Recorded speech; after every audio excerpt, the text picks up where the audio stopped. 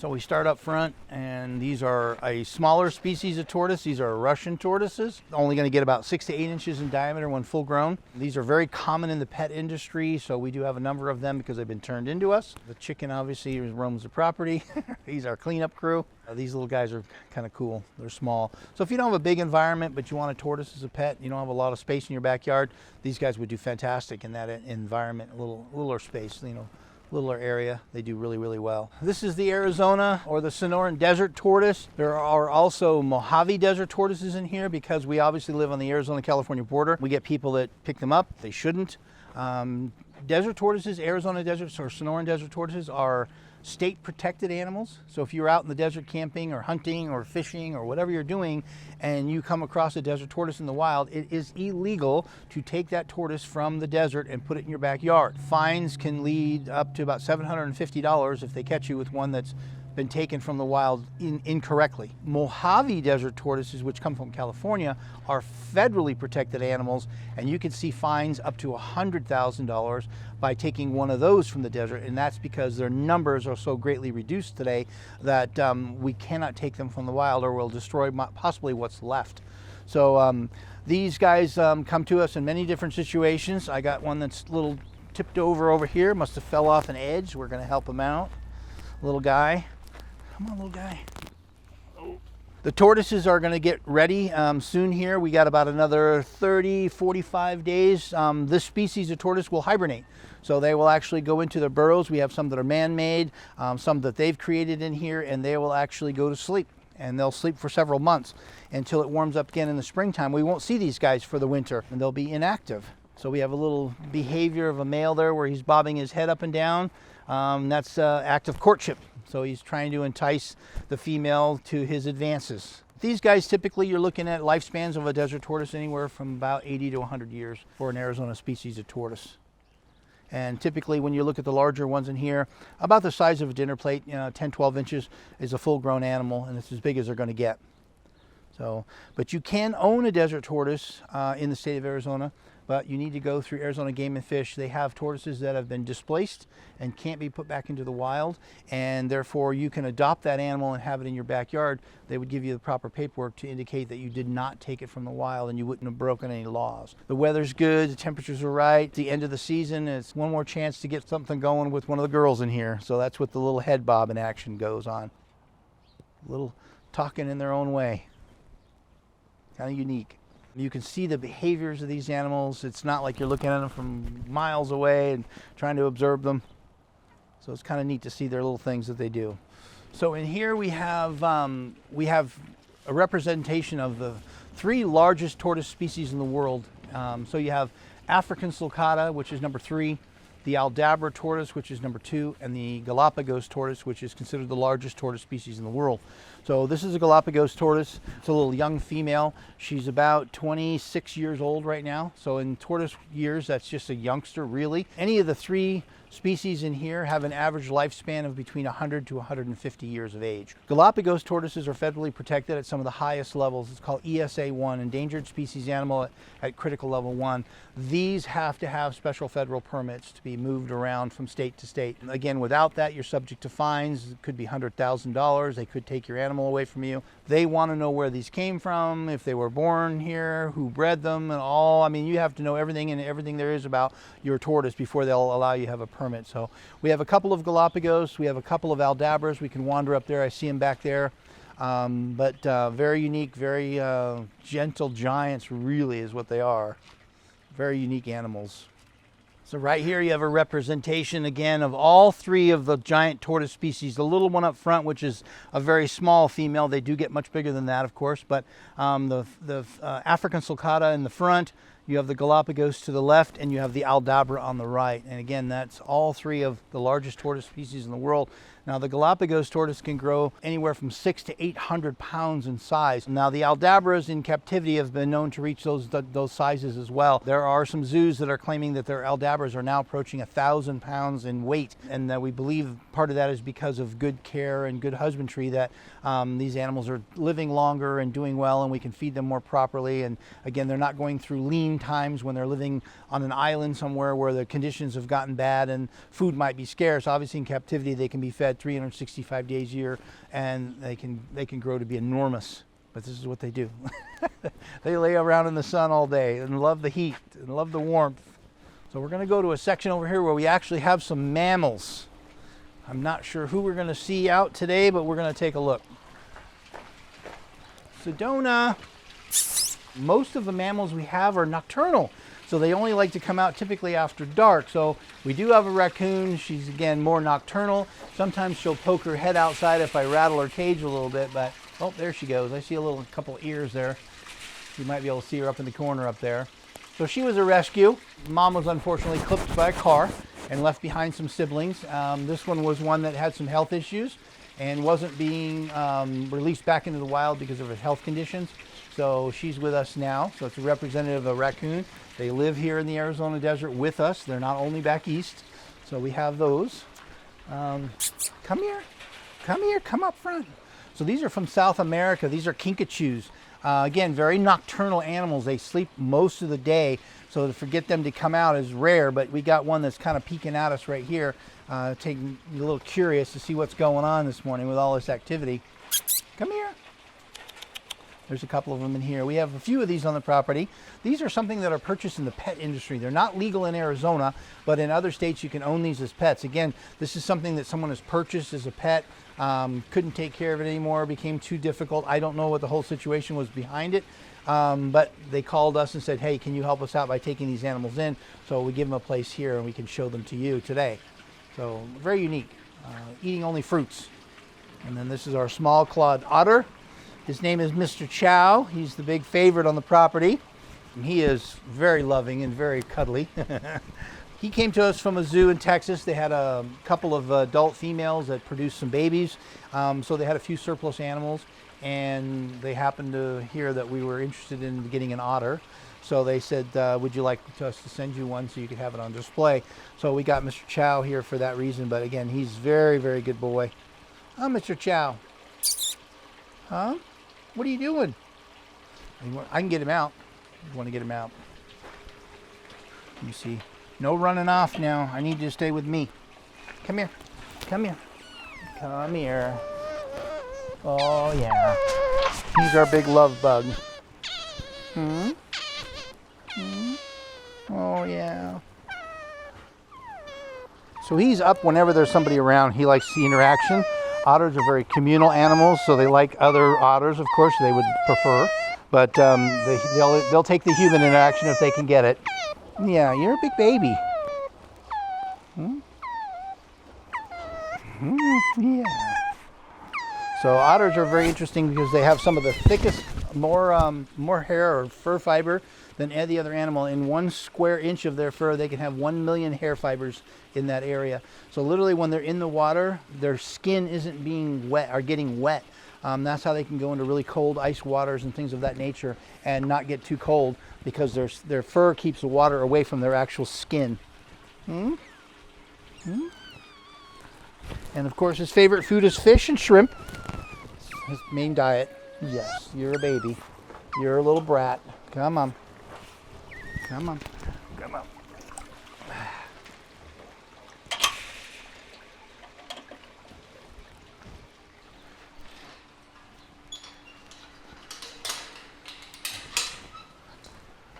Hey, come here, big boy. Come here. So, in the world of lizards, very interesting and unique thing. There's just shy of 6,000 different species of lizard that you can find in the world today. And there are only 2 lizards that are actually recognized today as truly venomous lizards. One is the Gila monster that lives in the Arizona Southwest Desert. This was from South America. This is the beaded lizard. It's the cousin to our Gila monster. It's truly the only other, there's 2, and this is the other one in the world that is truly venomous. This one's federally protected. Again, it's ESA 1. These animals, we have several of them. These were illegally taken from the wild. They were brought here to Arizona through the illegal pet market, and they were confiscated and taken away from the individuals, and they were brought here. So their venom glands on a Gila monster are these little puffy pouches right here on the bottom of their jaw. Rattlesnakes would have it on top. And again, when these guys bite, they do not let go. That is true. That is not a myth. Getting them off of you if they bite you is nearly impossible. So again, we're very careful when we handle him. But again, you can see he's not aggressive in that way where he's trying to bite me constantly or anything like that. So I'm kind of supporting him well. I'm kind of not putting my hands right in front of his face or startling him. I'm trying to make him feel at least comfortable that I'm holding him. Not that he probably prefers it, but I just want to be able to show you him up close. These little beads on his body are all little pieces of bone that is actually in his skin, which gives him a very durable and coat of like armor, we call it. And that way, because he lives primarily underground, these guys can spend up to 80% of their life living underground. They're coming up this morning because it's a little warm. They want to get some of that sun and warm themselves up. When it gets a little too warm, they'll just go back underground. But very unique animals. All right, big boy, go back in there.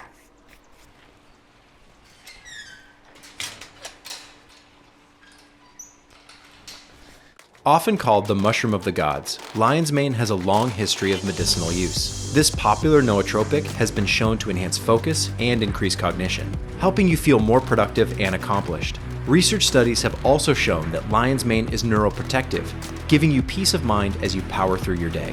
Try lion's mane and experience the mental clarity and productivity boost you've been missing. And in our pond, we have red-eared sliders. You know, I love all animals. They're beautiful in their own way, but red-eared sliders do not make good pets. I can't emphasize that enough. The difference between a turtle and a tortoise is that a turtle is a carnivore and a tortoise is an herbivore. Now, turtles, because they're carnivores, eat meat. They eat raw meat. That means they can carry in their digestive system salmonella and E. coli bacteria. So now they go in that water, they swim around in there, they make waste in there. If you have one in a tank at your house and then you put your hands in there to pull them out to play with them, well, you're now putting your hands in all that bacteria-filled water, which can make it quite dangerous if kids are now putting their hands in their mouth or eating something and kids get sick. So every year in the United States, we have people that get very, very sick or ill because of having a pet water turtle, and there is occasionally a fatality or death directly related to a water turtle because they've ingested so much bacteria accidentally. They're beautiful if you want to put them in an outdoor environment like this where you just want to observe them and see what turtles do when they're swimming in the water. Again, because they live in water doesn't mean they can't come out of water. This is what they do most of the day. If the sun is out, they want to get out and they want to get warm. They're reptiles. They love warmth, so they come out and they bask most of the day. So in here we have two different types of tortoises. We have leopard tortoises from Africa. So the yellow and black spotted ones are leopard tortoises from Africa. The ones right behind here, the little darker shelled ones, are cherry-headed tortoises or red-footed tortoises from Brazil. And again, the leopard is full grown and so is the cherry head. They're not a very large tortoise. And African sulcatas. We have probably 400 today on property of African sulcatas. They are very, very common in the pet industry. The problem is that people will get them and don't understand what they're getting. When you get an African tortoise, remember, you get the third largest tortoise in the world. All these holes that are in this yard are not dug by me by any way. It's all by the tortoises, and they do that every season because I fill them up at the end of the year and they re-dig them next spring. They've got to be kept warm in the winter, so their shelters are kept warm in the winter time for them. We do not allow them to use their burrows because we can't control the temperature of them. But again, when they get too big, too destructive, or someone's moving from Arizona to Minnesota, for example, this isn't something that would do very well in Minnesota at all. It really needs that warm weather.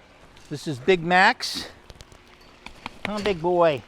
Big Max is about 190 pounds, and he came to us because he has outlived his last owner. And I have several animals in the African tortoise group here, in few pens that I have that are here for that specific reason. They're here today because they've actually outlived their owners. Again, this has a lifespan of 100 to 150 years. So when you buy it as a young child, it's going to be with you and your next of kin for sure if you take proper care of it. In here, this is going to be a grouping of caiman. It's in the crocodilian family. Most of our crocodilians are kept on the back half of the property, but this is one that we have up on this section. These are South American black caiman. Again, all crocodilians, all alligators, all crocodiles, all caiman are all protected animals. They're all endangered in the world today, and they're all federally protected, so you cannot take these from the wild. These are from a zoo. They were produced in Denmark. They were imported here to the United States and to our facility so that we could have future breeding of these animals, so that we could put these offspring of these animals into zoos and other facilities throughout the United States in the future. Right now there are only there's 13 black caiman in the United States, and I possess 9 of them. This is a caiman species that gets quite large. Females typically 10 to 12 feet and males as much as 18 to 20 feet. For caiman, that's unusual because caiman are generally a smaller group of crocodilian, which only get about typically 3 to 5 feet for most caiman species. This is one that gets really big. This African tortoise just came to us the other day. An elderly woman, again, it just got to be, she's getting so old anymore that she just couldn't take care of him properly. But this animal probably weighs about 225 pounds. So when you buy this in a pet store, and maybe you can run and grab me a little guy out of the winter room or the quarantine room, and I'll show you what these guys, be a really good example of what you start with, and you will never believe what you're going to end up with. So we'll get that. But again, these are rescued animals. There's some confiscated animals. We work again with Animal Control Humane Society when there's animal cruelty or animal abuse. If animals are taken away, they're kept here until they can get cleared, and then they would be property of us after that fact. This is my big boy pen in here. We got several big boys in here. Is that an African? Yeah. My God, you found the littlest one Yeah, possible. that's Good example. So we like to, you know, like I said, when people are like, oh, they're so cool, what would it take to get one? Well, when you go to a pet store, this is typically what you see in a pet store. You see a turtle or a tortoise like this. It's the size of a 50-cent piece. And then one day what you end up with is grandpapa over here. So you can kind of see an amazing, astonishing amount of growth. I mean, it's almost ridiculous to believe that that little guy could be that one day. But that's what you get when you get one of these guys, possibly. So, very cute. Some tegu lizards from Argentina. So tegu lizards are unique in the aspect that they're not carnivores, they're not herbivores, they're omnivores. They eat both meat products and are protein-based things as well as fruits and vegetables. So they have a very rounded diet. A few more crocodilians, some of the smaller ones we have. This is a freshwater crocodile from Australia. Australia is known for their saltwater crocodile, which we'll see later. But freshwater crocodile right here is also very common in Australia. And these guys typically 6 to 8 feet when full grown. So we have 2 American alligators in here. Baby is the one that just made a little noise for us there. That's Baby. She's actually puppy dog tame. I could put her in the pool with you today and you could swim with her and she wouldn't bite you. She's been raised from the time she was a little baby crocodile or alligator and interacted with humans. Now it's been very well documented, and we have several animals that we've tried this with and it's worked. We've heard stories, but alligators have the ability to be tamed. Now, we use that word loosely because any wild animal is a wild animal. Things that spook a wild animal to go into defense mode is something I can't stop. If I go in there and I do something to scare her or make her feel threatened, she very obviously could bite me to defend herself. That's all she knows how to do. She knows how to eat, reproduce, and defend herself. Those are 3 things she does extremely well. So the other one that's in there with her is we call Mr. Stubbs. He's an alligator that lost his tail. Now before he got here, he lost his tail. Somebody tried putting him in a pen with larger alligators, and alligators are also cannibalistic, so they will eat one another. Large alligators eat small alligators. So unfortunately for Mr. Stubbs, fortunately or unfortunately, I don't know which one it is, but he only lost his tail. He has actually there's been a ton of research done on him about motion, on what the effects of an alligator that have no tail, what happens.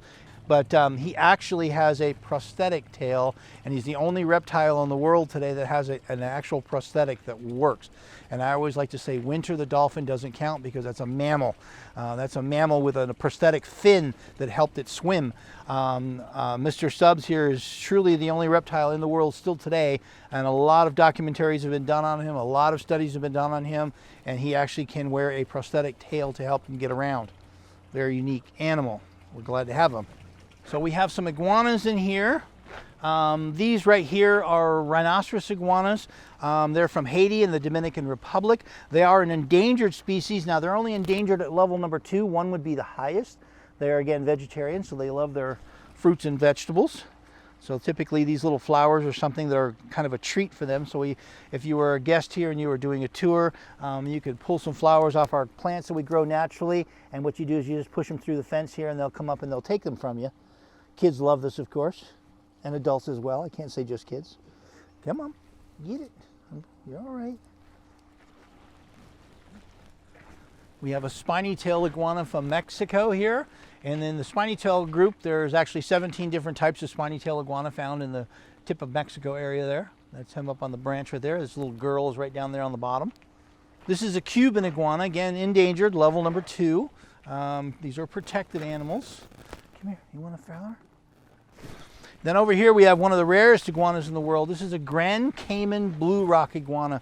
Only found on one island in the world, the island of Grand Cayman. One little tiny island in the world where this lizard comes from naturally.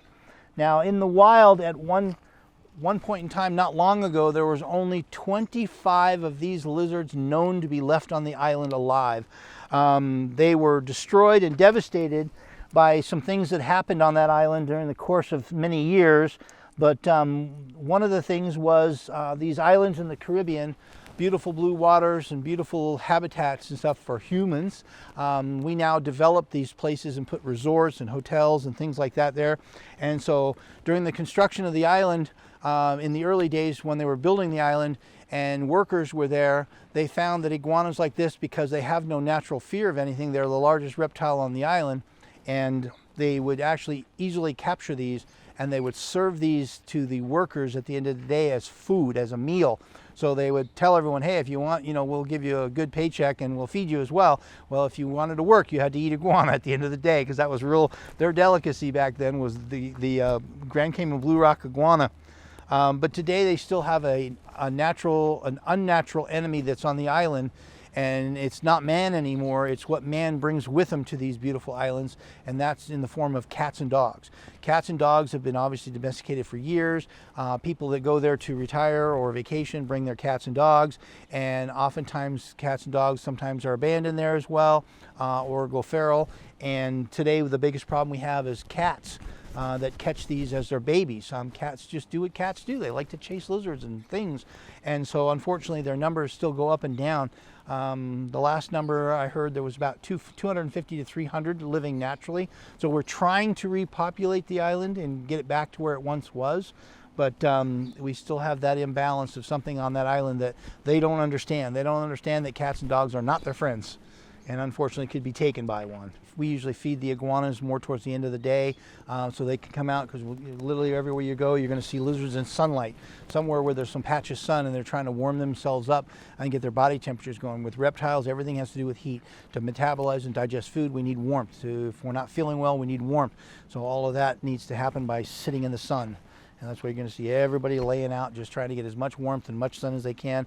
And by late this afternoon, everyone will then finally have their appetite. So in here we have a dwarf crocodile. Dwarf crocodile is the smallest crocodile species in the world. Typically, on the average, full grown is going to be no more than about 5 feet in length.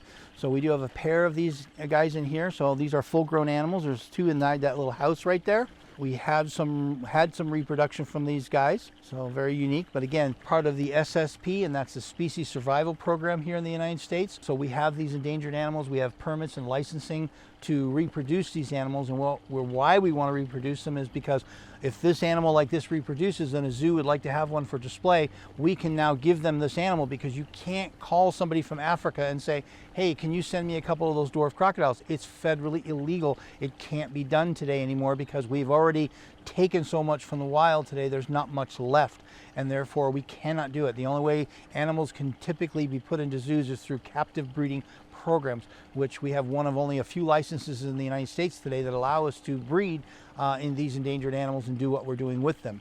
So again, if there's a need, we would reproduce them. If they say, look, we have plenty right now, we don't need more, then we wouldn't reproduce them. We would just have them for display. The Morlet's crocodile. and we have a pair of adults. This is a unique animal in the regards that the females typically are much smaller than the males. Males typically reach 10 to 12 feet in length, when females only reach 4 to 5 feet in length. So when you see the male and the female, and I'm going to show you an adult pair later, you're going to say, well, isn't that one too big to be with that little one? Because you said alligators and crocodiles are cannibalistic. Well, this is a species that have figured out you can't eat all the small ones because a lot of the small ones are girls. So again, this is an animal that this female might not get more than about a foot bigger than this right here. This is a female that we're going to introduce with our other pair later on. So these are Australian bearded dragons. These are probably one of the most popular pets in households today for kids, and again, we would recommend this lizard as a pet. Only getting about 18 inches long. They're very demure animals. They're not recognized as animals that like to bite. We always tell everyone though that anything with a mouth can bite, so we have to be careful of that, of course. But this is one that's very good in the pet world. Let me see if we can get one of these guys. So again, the beard a little bit bigger than this. This is a youngster. But again, very gentle. Like I said, typically kids can put them on their shirts or their shoulder. They can do their homework. They can watch TV. They're not known to be very flighty and run around like that, so you're always chasing them around the house or something. But what's interesting about the bearded dragon is that, like I told you, there are 6,000 lizards in the world today. Only 2 are recognized as venomous. And if the scientific community had their way, this would be number 3 in the world venomous lizard, believe it or not. And I'm going to tell you, this is the best pet you could get your kids, okay? You think I'm crazy, right? But the bearded dragon in its mouth has an anticoagulant in its saliva. And that anticoagulant is so when it bites something, obviously it can't clot and bleed. It can't stop bleeding, so it would bleed out. Again, these animals are omnivorous. They will eat small rodents and or bugs and fruits and vegetable things. But their saliva, they have such a high count of anticoagulant in their saliva that when scientists look at venomous snakes, venom is created basically with the anticoagulant part of that saliva is also very highly prevalent in venomous snakes. So because scientists say if that same protein and same development is in a venomous snake and it's found in a bearded dragon, why aren't we saying that this is a venomous lizard? But again, it doesn't have the same effects. It doesn't, debilitate you like a venomous snake would, but the anticoagulant in his mouth will not allow you to clot and stop bleeding. So again, scientific community would say this is possibly a venomous lizard.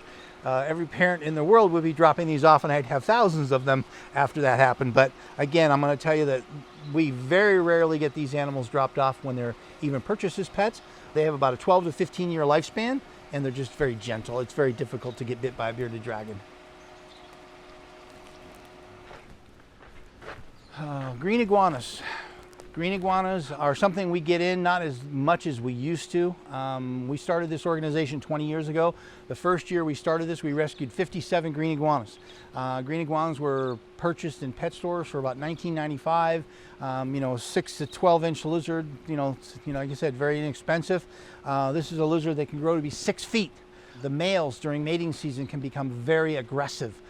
Even with their owners that have handled them for years and years and years. When a male matures and now becomes dominant and now it usually has free roam of your living room, but now you sit on the couch and the lizard comes up and wants to bite you in the face or the leg or the arm, and that's because you're sitting on his couch, not your couch anymore, because it's breeding season. He wants an iguana to sit on that couch, a female iguana. So unfortunately, again, we get a lot of these dropped off when they get just too much to handle for people. Beautiful animals. Again, this is not for the beginner. This would be something would have to have experience with, and if they're comfortable with working with something that big and that could bite very easily, we'd adopt out only in that situation. But most of the time, this is something would probably go to a zoo or a sanctuary for display. All right, this is our main crocodilian area. So we house, most of our crocodiles are housed in here. All of our larger crocodiles are also housed in here. So come on in, we'll take a look.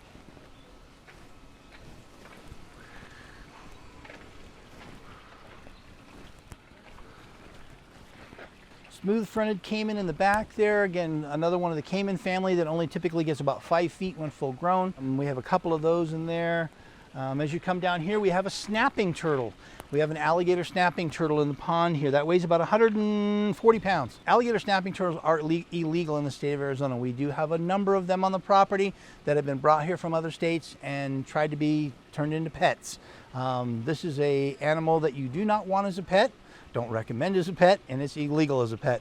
This is an animal that has the bite force of 1,000 pounds per square inch. So when this thing bites you, it will remove your finger. Now the only nice part about that is it will remove it so fast, it won't hurt until you probably look at it, realize it's gone. It'll come off that fast with these guys. Their beak, it's a beak, they don't have teeth. Turtles and tortoises don't have teeth. They have a beak, and it's just like a pair of scissors, very sharp and very muscular, and these guys do an extremely good job of snapping things. So these tanks here have juvenile, either crocodiles, alligators, or caiman, depending on what we have at the time. So these are what we call grow out tanks. They start in here, they would go to this is nursery 1. They get larger. We have a larger nursery. We have nursery 2, and once they exceed nursery 2, they would then come out to a luscious outdoor enclosure. African slender-snouted crocodile, endangered as they all are, but this is one from the Congo. It's a more dark-skinned black version of it. We have a couple more that are lighter colored from a different area of Africa. These are broad-snouted caiman, South American species, typically 8 to 10 feet for the males. Females typically smaller. And some of our prettier crocodiles are the Cuban crocodiles. There are only about 500 of these or less left in the wild today. So critically endangered animals, part of our breeding program as well. So in here we have a pair of American alligators. These were rescued. These are the first 2 alligators we took in for the state of Arizona Game and Fish. These were found in the backyard here in Avondale in Arizona. So alligators, number 1, are not man-eaters. It's crocodiles that are definitely dangerous and deadly, and they are man-eaters, okay? So we have Charlie here on the ground, and he's a big boy, but he's an animal that I'm comfortable with. And again, there's only one alligator I have on the property that I don't trust, but Charlie here's a big boy. Typically, again, alligators are afraid of us, so what he's going to want to do is move away from me because he'd rather me not bother him. But again, he could easily turn around and he could grab me, he could bite me, he could do whatever he wants, but he's really afraid of me. He's going to now go and push into the water like he's doing now because that's his comfort zone. In the water, he can go under that water and he can hold his breath and avoid me if he wants to, and he can do that for well over an hour, okay? In the winter time, he can actually go into cold water and hold his breath for over 8 hours at a time. But again, in the water, he can outmaneuver me, he can outswim me, he can hold his breath and hide at the bottom if he wants. It would be difficult for me to find him unless I want to go in there with him. Now, most people wouldn't jump in the water with any kind of crocodile or alligator because that's common sense. But you can see they're very gentle. These 2 are kept as pets and were taken away from an individual.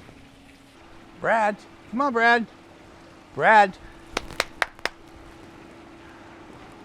So these are Australian saltwater crocodiles. These are the bad boys of the crocodile world.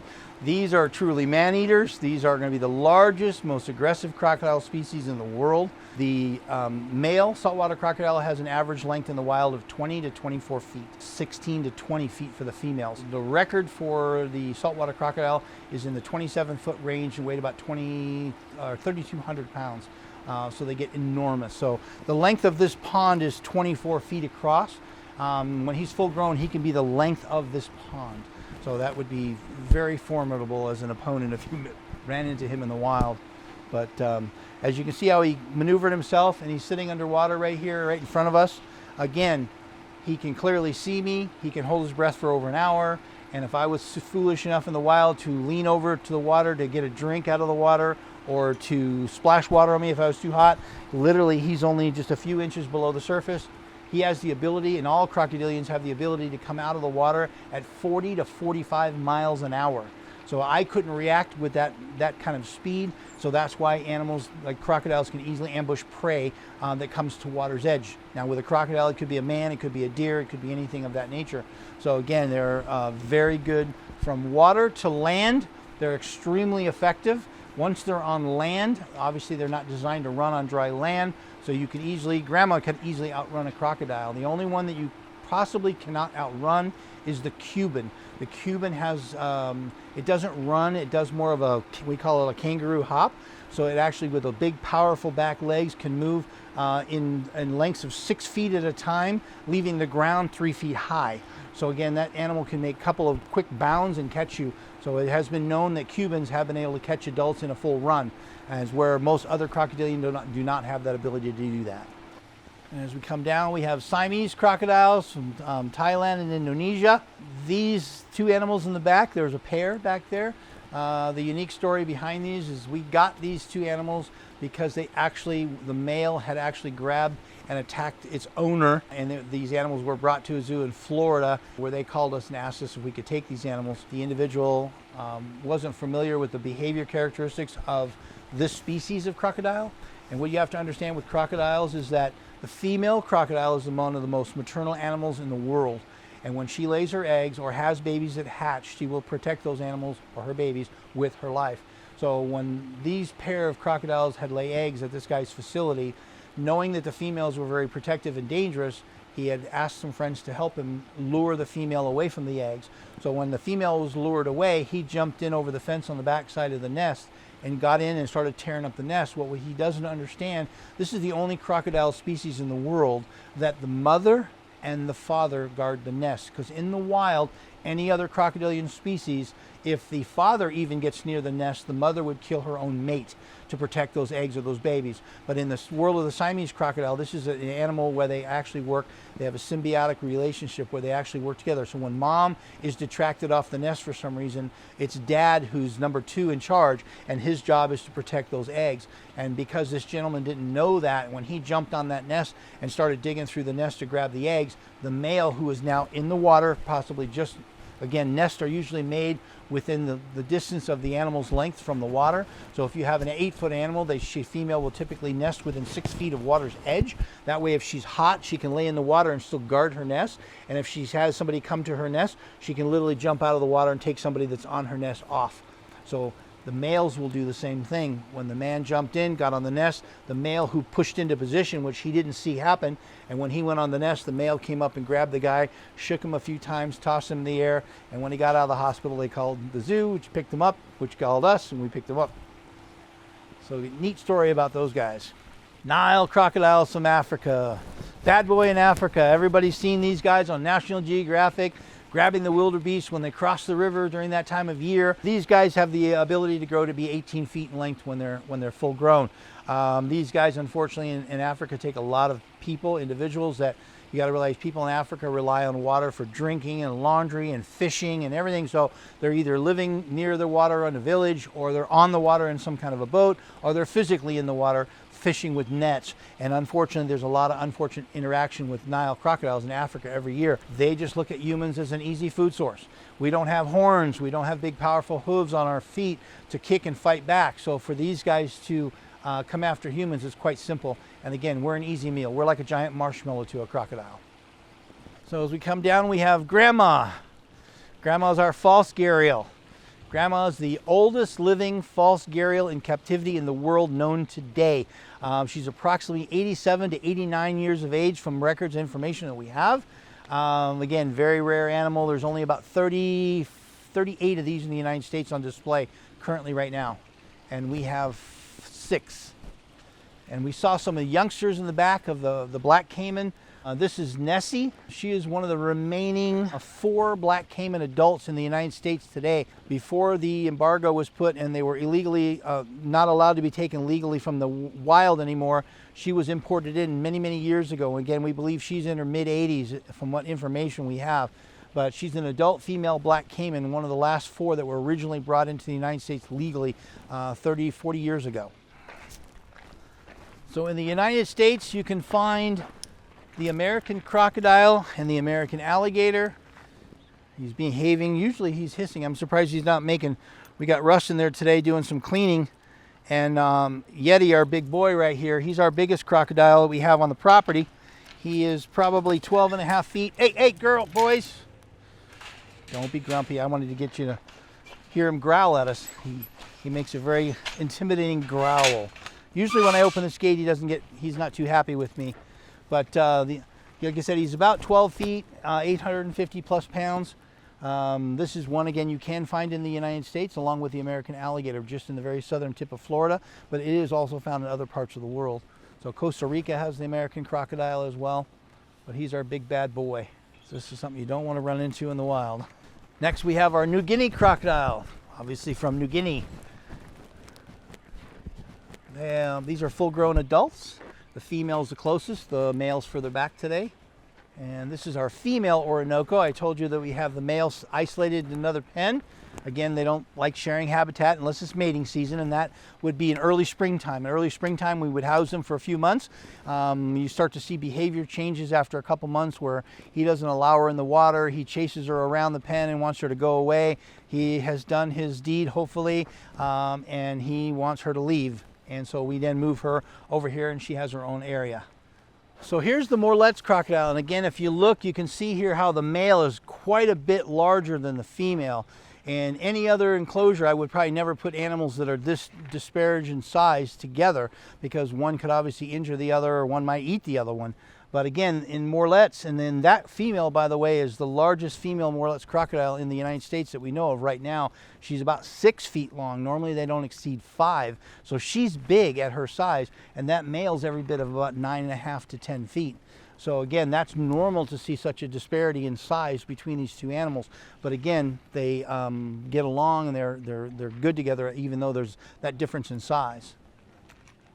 And she's been a good mama for us. She's laid anywhere between 50 and 60 eggs every year for us.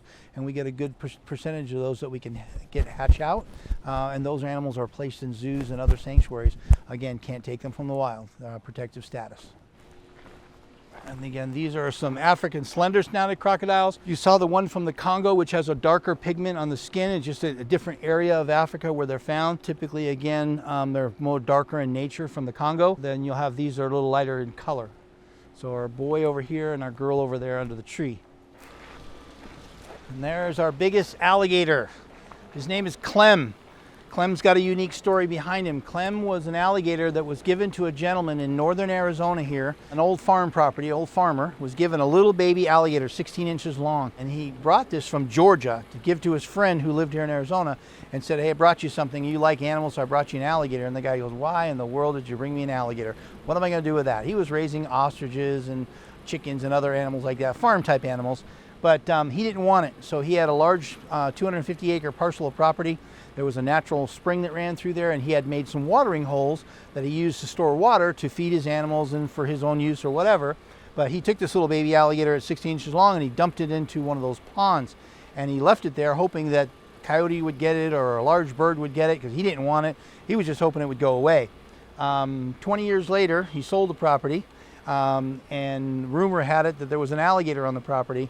And so when they went out there to clean the property after they bought him out, because he had homesteaded there, and when they went there to clean the property, they started running into this large alligator. They called us and told us that we had this large alligator we needed to get out of there, and we were like, oh, you sure? And we'd heard rumors about it, but after 9 days of tracking him, we were able to finally capture him, and he was literally living out in the Arizona desert. Again, now, alligators and all crocodilians are illegal in the state of Arizona, especially alligators. Alligators can do extreme cold, and extreme heat doesn't bother an alligator in any way at all. Crocodiles can't do cold. They can do the heat pretty good, but not the cold. But the alligator doesn't matter. So again, turn loose in northern Arizona, where again it did get very cold, up freezing nights, way over 100 degrees in the summertime. But again, for an alligator, that's nothing new. Again, we went out and had to catch him. Took us 9 days to catch him. So he's the only alligator. I told you, I went up and pet Charlie and got in there with him, and I have no problem. I'd sit on Charlie. He's a big puppy dog.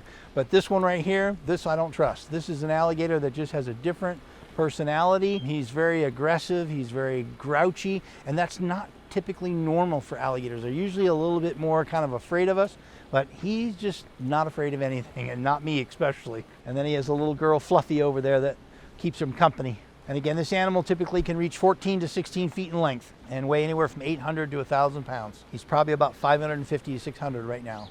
With 10 different mushroom species packed into the most delicious gummies you've ever tried, this bottle has it all, including favorites like maitake, shiitake, lion's mane, reishi, and cordyceps. You'll experience a powerful blend of beneficial compounds that support healthy cognition and increased energy levels. These gummies are of the highest quality and efficacy, making them the perfect choice for anyone looking to perform at their best. Designed for a productive lifestyle, it's the easiest way to include all the benefits of mushrooms in your day. 3 times a week we go to a couple of local grocery stores. We have 4 stores that actually work with us and help us, and they give us their old produce. So we get lettuce, as you can see, lettuce, fruits, and vegetables. So we go Monday, Wednesday, and Friday. This is something we would give the iguanas and the tortoises, any of the vegetarian animals. So what we'll do now is we'll bring it in, we'll go through it, make sure there's no twisty ties or labels or things that the animals can't consume, and then we'll actually prepare it. And this afternoon, all this will go out for all the lizards and tortoises today. And we typically get about 1,000 to 1,200 pounds every time we take a trip out to the stores. And that they can go through that in about 20 to 30 minutes, the animals, once they eat it, once they get it out. We work real closely with Costco. They get cases and cases of bananas. Well, when the new truck comes in, if it was there 3 days earlier and they brought in 50 cases of bananas, but they only sold 25, then there's another truck that rolls in with another 50 cases. Well, they're not going to keep putting out old bananas. They're going to put in the freshest, the newest product that they have. And grocery stores are real fanatical about their lettuce and stuff that way. Every 3 days, typically, stores get a delivery of produce. So what's ever on the shelf that didn't sell in that last 3 day period is pulled off the shelves and thrown away, and then the new stuff's put on the shelves. Well, again, you could have been there an hour earlier before the order got there, and you could have bought a head of lettuce. There's nothing wrong with it. But when the new truck comes in, they're starting to pull the old stuff off, which is technically only 3 days old, and that's thrown away, and then the new stuff's put out for the sale. So again, when you look at the food that we get, from these stores, I mean, these are perfectly good apples. There's absolutely nothing wrong with it. So it's just that they got more apples in. They have too many apples. They get rid of them. It's 3 days old, could be 5 days old. But again, you could eat this. There's nothing wrong with it. You wash it, and it's perfectly good food. So, like bags of frozen green beans. I mean, how does this go bad? I don't know. But sometimes, oh, there it is. So a bag is damaged. So a bag, there's nothing wrong with this bag of green beans other than it obviously got broken in the store somehow by when they were loading it, or maybe they cut it with a knife by accident. So we got this, nothing wrong with it. We can feed that to the animals all day long. It's perfectly good food. There's nothing wrong with it. So that's what's nice with working with a few of these stores. Food from the stores is definitely difficult to get. There's a liability that stores have that they feel that they're subject to that possibly getting sued, because I'm going to say, oh, this is good green beans, I could eat these for me, or I'd give these to my friends tonight for a barbecue, and they would get sick and they would find out I got them from the store, and the store would say, why did you give them to them? But there's nothing wrong with these things. So it's tough, but once you can befriend the store and they understand that we need these foods for the animals and they have a passion, you got to find someone who also loves animals a little bit, and they're willing to overlook their rules a little bit maybe and say, instead of throwing it in the garbage can, and all this would go into our landfills and fill up our landfills unnecessarily. I can feed this all out, and you're talking about thousands of pounds of food being consumed, and now only a little bit of waste material is left over. So again, we're basically, we're recycling, we're conserving, we're saving the earth by feeding all this perfectly good food to tortoises. We'll head over into our barn. So the reason we have chickens is that these were brought here from someone who didn't want them anymore, and obviously they're live chickens. We don't feed any live animals to live animals at our facility. There's no reason for that, okay? A myth is that people think that reptiles will only eat an animal if it's alive and running from them. This is not true. But these chickens were brought to us to feed to the crocodiles, and we're like, well, we don't feed live chickens, but if you want them to roam on the property and we'll let them be chickens, we'll let them roam around. So we have a half a dozen chickens that have now called this place home. And like I said, they're going through the food barrels now with the lettuce and stuff, and they pick their favorite stuff out. They're good little cleaner-uppers. So this is our barn building. This is kind of the point of entry for animals. It's also where we end our tours at the end of the day. This is what we call our non-venomous display. So we have some native animals in here. We have some very large snakes in here, a little bit of everything. So we have a lot of native snakes that we can take out. Let me see, come on. Come on. So this is the Arizona gopher snake. This is the snake that's most commonly mistaken for the rattlesnake. It's got somewhat of a pattern along the back, which most people sometimes think it's diamonds when they can't see it. It's in the bushes and they can't see it very clearly. But this, again, it has the ability to mimic the sound of a rattlesnake. Now what it'll do is take its tail, and it'll take the tip of its tail, and it'll actually beat it against loose leaves or branches or brush, and it'll make a rattling sound that is extremely impressive if you've not sure what you're seeing. It will sound exactly like a rattlesnake. The other part is he has in his throat, he has a glottis, a tube that he breathes through. And he actually can exhale through that glottis so rapidly that it vibrates and makes, again, a kind of a hissing but rattling sound. So again, he's designed to mimic a rattlesnake because we all know and nature knows rattlesnakes are dangerous. So again, you would leave this alone in the wild if you were another predator or a person. But the dead giveaway in Arizona, if you're in the state of Arizona, that only applies here, is that if the head and the neck are like this, very similar in their dimension, you don't have a very large head. A rattlesnake has a very large head, and then the neck behind it's rather small, as where this is similar in its size. The other dead giveaway is any snake in Arizona that has a tail with a very fine tip point. It comes down to a point. Any snake in Arizona, this is non-venomous. So if you're out hiking or in your backyard and you're not sure what you're looking at, a couple of quick tells that'll help you maybe feel a little bit more comfortable. Not everybody likes snakes, I understand that, but at least you know that if this snake happens to bite you, which again, it's not going to chase you down and do that, but if you made a mistake and it bit you for some reason, the head and the neck are the same size and the tail is very pointed. This is a harmless, non-venomous species of snake. So it's often mistaken as a bull snake.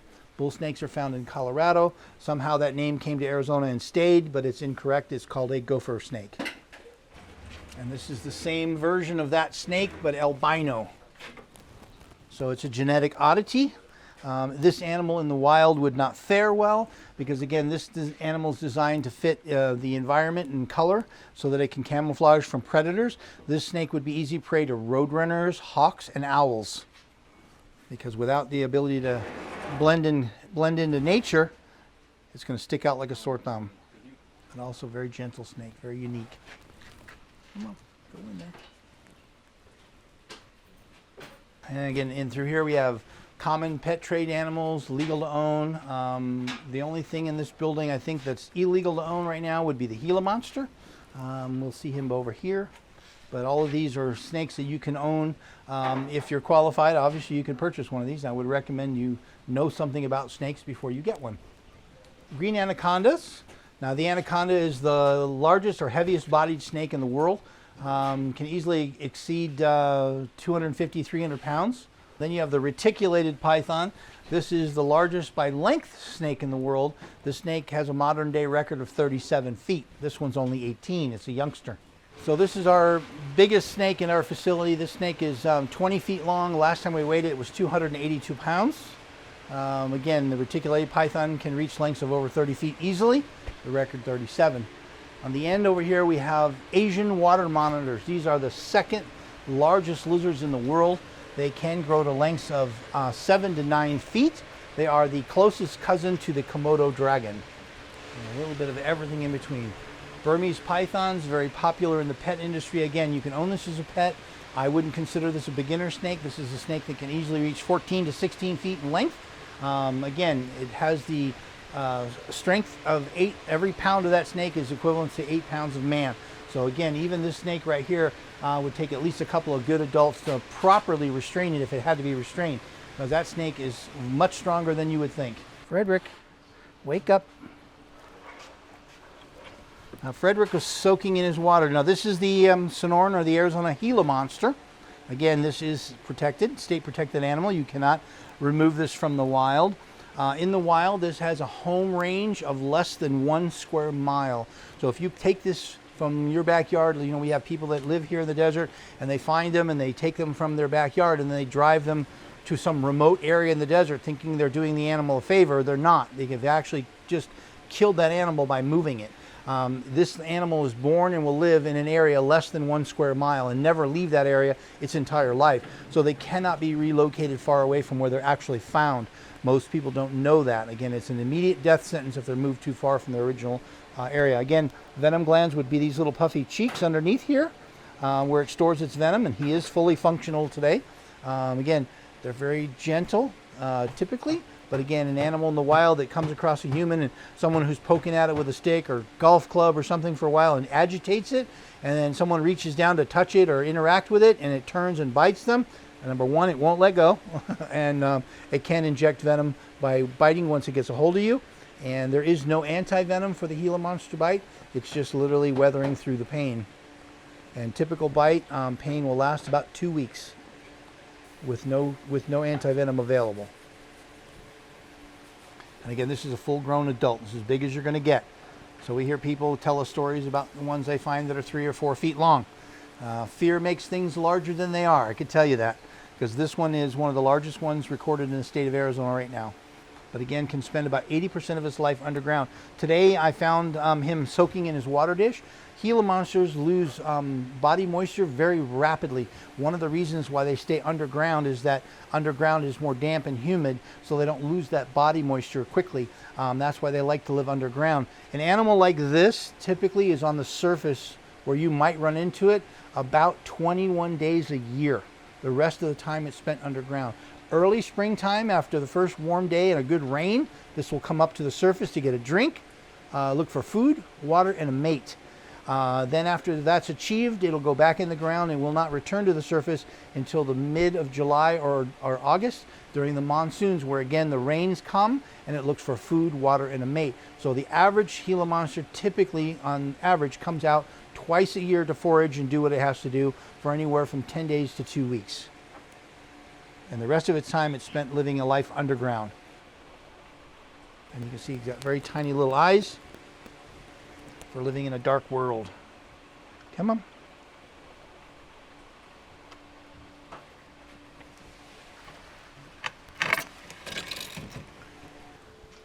Now this is a neat little lizard. This is a savanna monitor from Africa.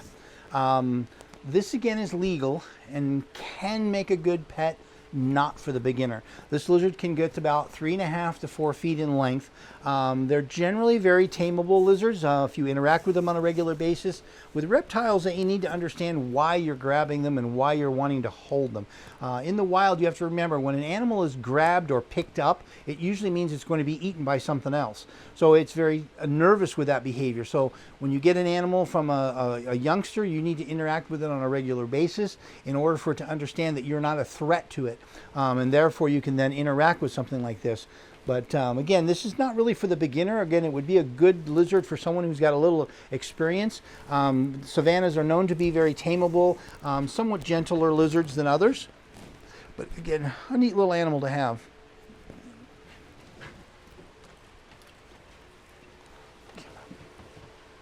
Don't be scared. This is a Euromastic. So from the Middle East, like Turkey and places like that in the world, where you could find this little guy. So his defense is this spiny tail. So if he had something that was too close to him or he wasn't comfortable, he would just take this tail and he'd swat you with his tail. And again, these little barbs, they're not really like cactus needles, but when he does that and he hits you with it, it would hurt. It would feel uncomfortable. And again, for a predator, if something was to come and eat him, he would take that tail and he'd swipe you with that tail and make you feel uncomfortable. You might let him go. But these guys like it miserably hot. Their comfort zone under the lamp here is about 130 degrees. They really, really like it warm.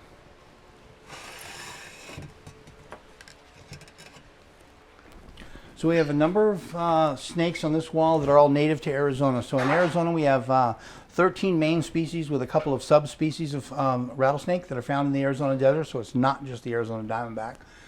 Which would be this one. There's two in here, the albino and the normal colored one. Now the normal colored one is what you'd find here in the Arizona desert.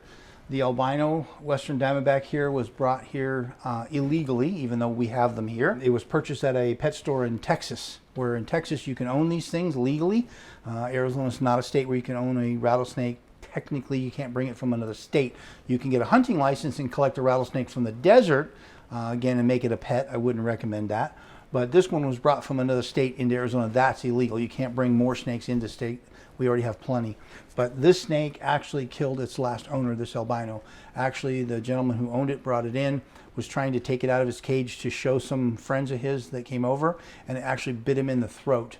And when it bit him in the throat, because of the swelling, he actually choked to death in 4 minutes. So I got a call from his wife that he had a few other snakes as well, but this is the snake that actually killed that gentleman. Cousins to the western diamondback is the eastern diamondback. This is the largest rattlesnake in the United States. These can grow to be 7 to 8 feet in length. But again, you can see the diverse color in rattlesnakes. You have Arizona black, You have a white speck. These are both rattlesnakes from one realm of the other. We have completely dark colored skin, completely light colored skin. Okay, so the Arizona black is going to be found in areas like Flagstaff, higher elevation, 3,000 to 5,000 foot of elevation. So because it's cooler climate, cooler temperature, darker skin will bring in and retain heat better. So when you start going into Tucson and the Air Force bases on the Arizona border, where a lot of sand, a lot of hotter temperatures, you have a light colored snake like the white speckled rattlesnake to make sure they don't overheat. Some snakes in Arizona are protected, federally protected. Federally protected rattlesnakes, the banded rock, the Massasawa, the ridge nose, the twin spot. These are all snakes that are federally protected in Arizona. You cannot touch these snakes in Arizona. Their numbers are greatly reduced. Federal fines could be in the hundreds of thousands if you touch these animals. So they're smaller species, but still deadly because they are venomous animals. But you can see again in this rattlesnakes, we got blue, pink, and white right here. And just depends on where in the valley you find them. Ahwatukee, you have blue. Baghdad, you have pink. And then in the southern part of Arizona, you have white. So they definitely range in color, quite diverse. And on this wall over here, we have a number of cobras on this area right here. Some of these, again, are brought in here illegally. They are confiscated animals that have been brought to us by Game and Fish. They would come to us. We have some cobras that are here because zoos have either had them on display for a number of years. They want to do something different. They don't want them anymore. Maybe they had a pair and they didn't know they had a pair and they reproduced and they had extra. So we get them in many different ways. Green mambas from Africa. And there's our black mamba. Black mamba is considered in most categories the third most deadliest snake in the world, found in Africa. The snake is extremely intelligent. This snake will actually learn your patterns. So if you were to come into this enclosure every day to check the water and you put the key in and open the door, put the key in, open the door, over a period of time, this snake would learn your movements. And about the time you put in the key, he would already be making his way to the door. By the time you open the door and realize he was on the move, it would be too late. He'd be coming out of the cage, and you wouldn't be able to close it fast enough. So these snakes are extremely intelligent. So when training somebody to work with a black mamba, you have to make sure you vary your pattern and don't be real routine, because they will figure you out. That's what makes them extremely dangerous. Most venomous snake in the world on land is the inland taipan from Australia, down there. Actually a very somewhat easy snake to work with, believe it or not. It's not too crazy, but again, you don't want to get bit by a taipan. That taipan will give you about 20 minutes of life. Without treatment, you are done. Australia also houses 7 of the top 10 deadliest snakes in the world. So you have king brown, eastern brown, northern death adders, taipans, colettes. I mean, all of these snakes in Australia are extremely deadly. So this is something, again, you don't want. Some of these are snakes, again, that were taken from individuals that were illegally brought to Arizona. So it's crazy that they do it, but they do it.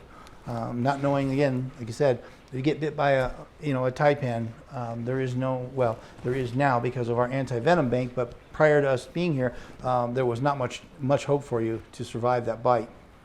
One of the crazy, most popular snakes in the illegal world here, at least in Arizona, is the gaboon viper. The gaboon viper is considered in most situations the 7th deadliest snake in the world. It also is the snake with the largest fangs of any snake in the world, and its fangs can be up to 2 inches long. So with 2-inch long fangs and the largest head and the largest venom glands in the snake world, that snake will deliver a huge amount of venom to the human body, which is normally not very survivable. So you also have the puff adder, the gaboon, and the rhino viper. These are very popular in the snake world.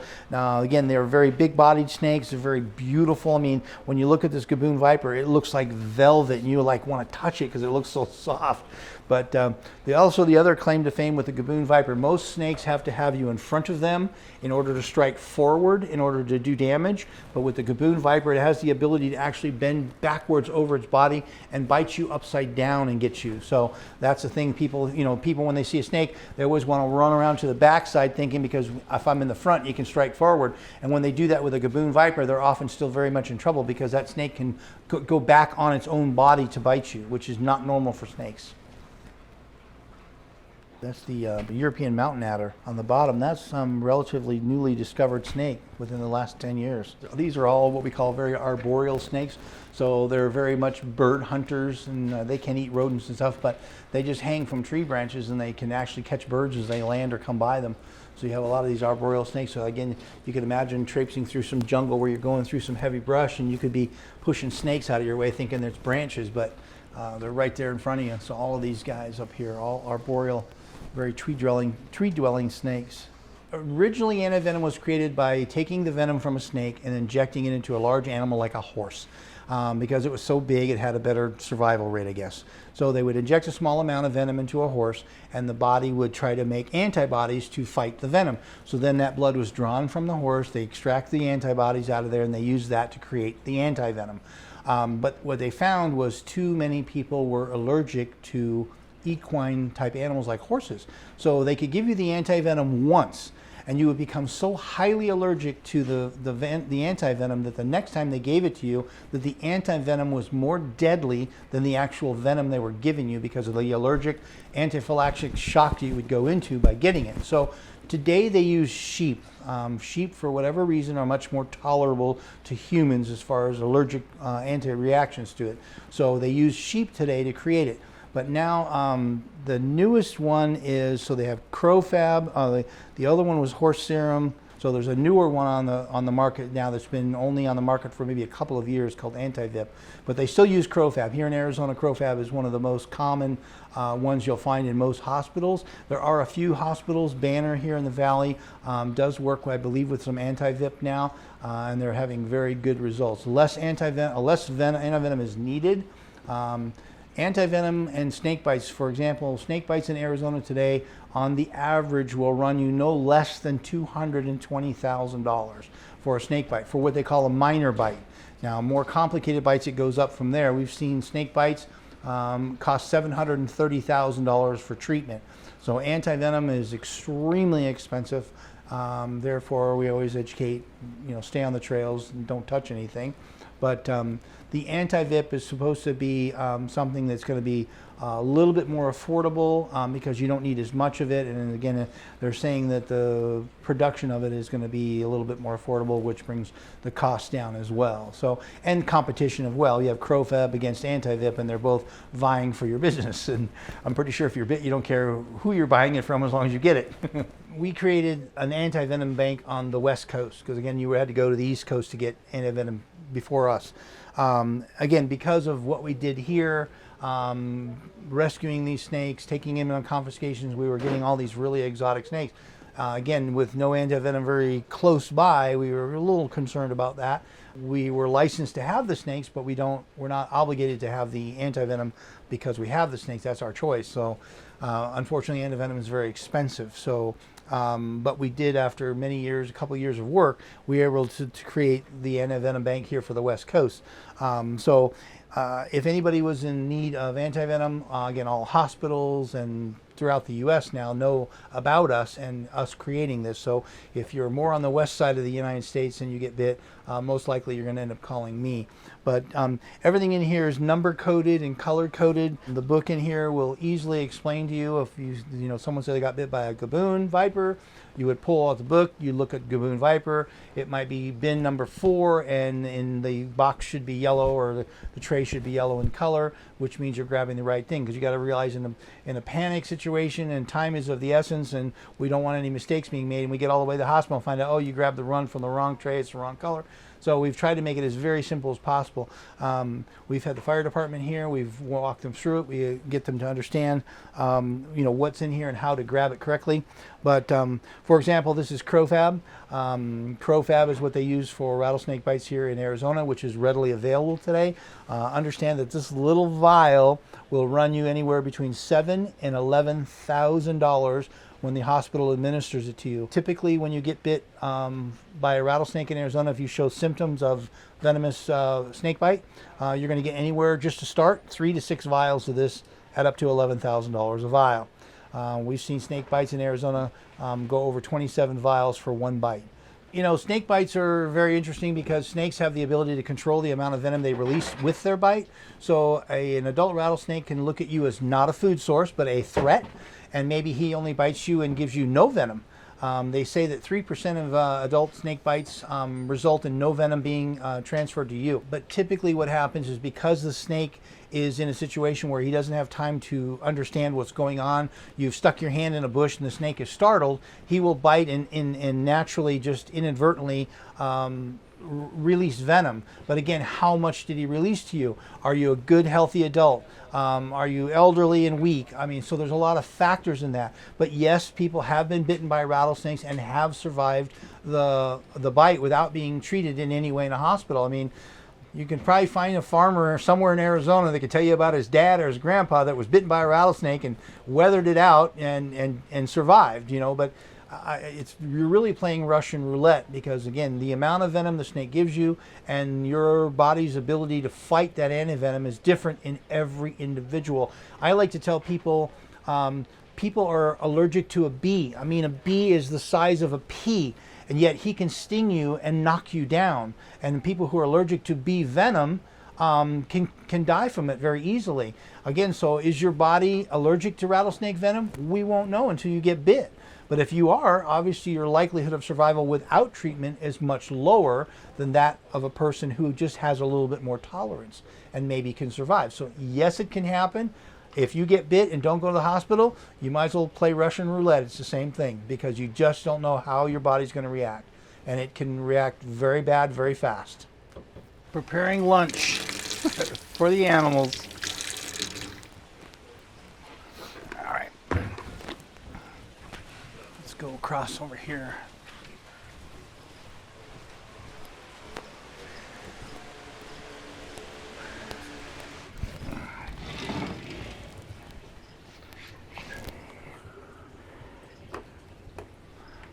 Anybody hungry? Oh yeah, oh yeah, we're all excited. Kill it. Where are you gonna go with it? Come on, come on, big boy. Come on, come on, smell it. Now they have the ability to track food up to 5 miles. They can smell rotted food up to 5 miles in distance, and they can find food 5 feet below the surface. Come on. So they're going to shake it, because in the wild, if that rat was alive, they would grab it, they would snap its neck, and then they would swallow it. So all reptiles swallow their food whole. Even though when you look at some of these animals and you think that they're chewing their food, what they're doing is positioning their food. They want it to obviously go down its throat long ways, not sideways. It would be like you eating a whole chicken without taking a fork and a knife to it. He better hurry up. She's going to try stealing it.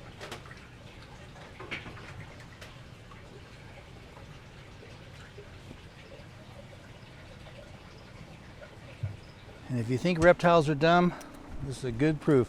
So normally what I do is I'll tap the bucket. Yep, here he comes. All right, little Joe. Jojo? Jojo? Come on, Joe. Come on. Again, not chewing, positioning.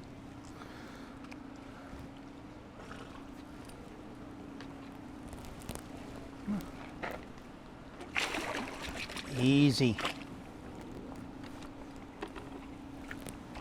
Come on, Joe. Oop. Come on.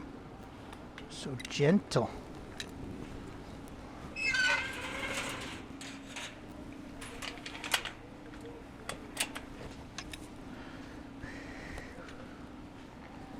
Crocodiles eat mostly during the warmer months of the year. So we do heat their water, because crocodiles can't do cold water.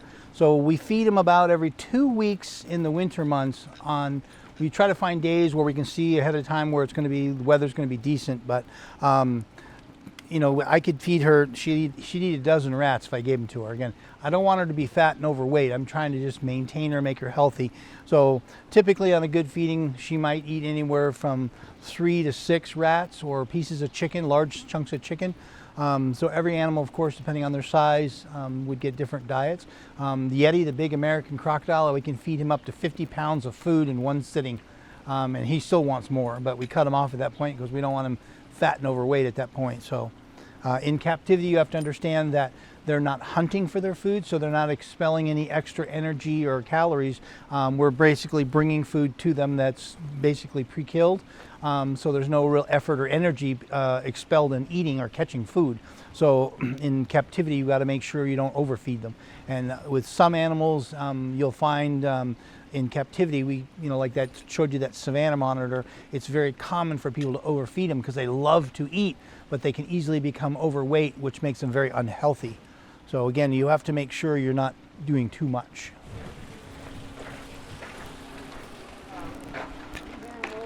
See, they know the buckets. They come right to the door like dogs. Every step gets them more excited.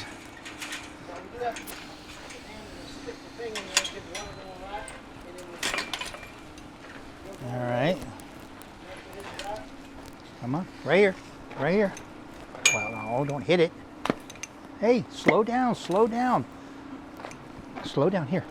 Come here, come here, come here, come here. Yeah. There you go.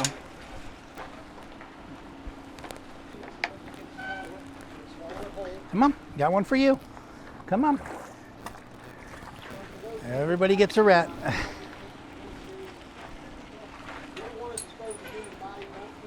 Mrs. E.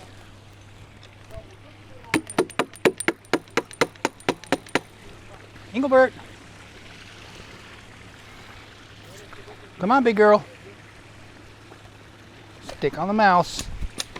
Stay on the mouse.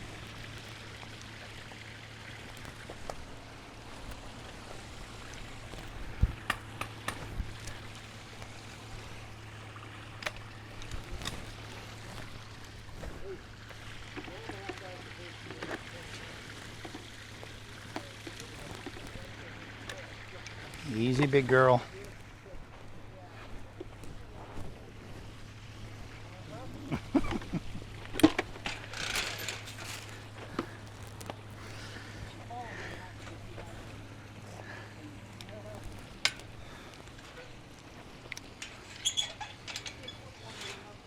Yeah, got to be a server at Benihana's around here because they don't wait very long to be served. You better give it to them quickly.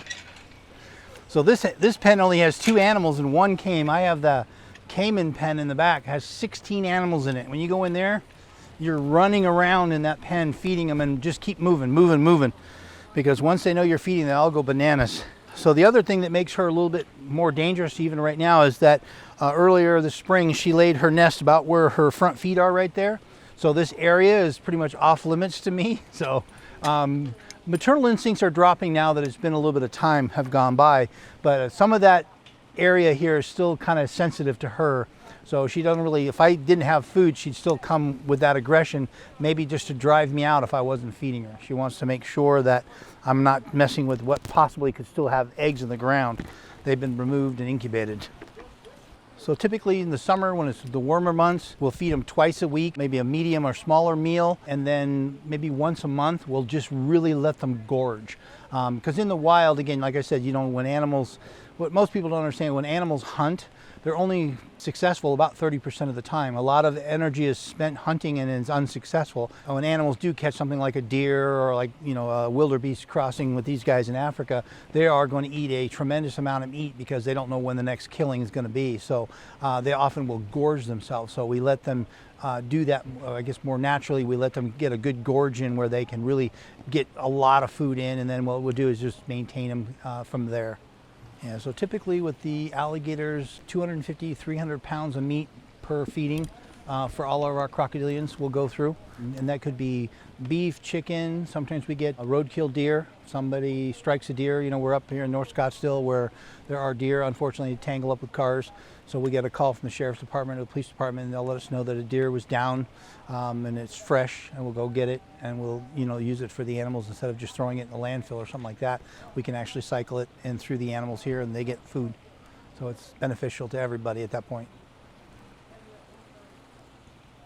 Thanks for watching. We hope you enjoy our documentaries as much as we enjoy making them. Unfortunately, many of our videos don't earn enough YouTube revenue to afford the cost of production. But if you like our content, the best thing you can do is directly support it on Patreon. Plus, you'll get access to behind-the-scenes vlogs and commentary. If you're looking for something more in return, go to paragraphic.io where you can buy our other products and services. Alternatively, you can shop our Amazon storefront for our favorite equipment recommendations. Also, check out Boca, where you can find beneficial supplements to optimize your productivity. We especially love the lion's mane and mushroom gummies. And finally, consider signing up to Multitude, a platform built for long-form content, where you and other content creators can share and monetize new videos every week.